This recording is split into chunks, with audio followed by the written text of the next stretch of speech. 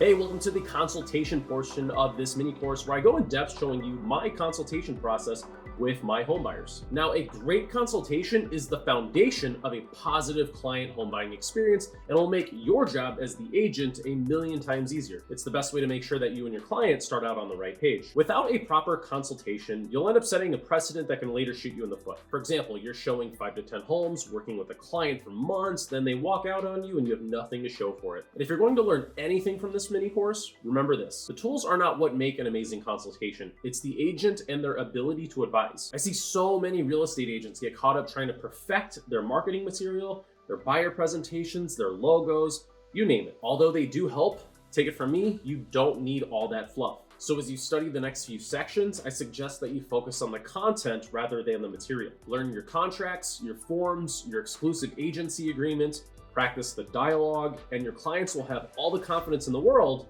in you to help them purchase their home. And as always, if and when you come across any questions, don't be shy and please let me know.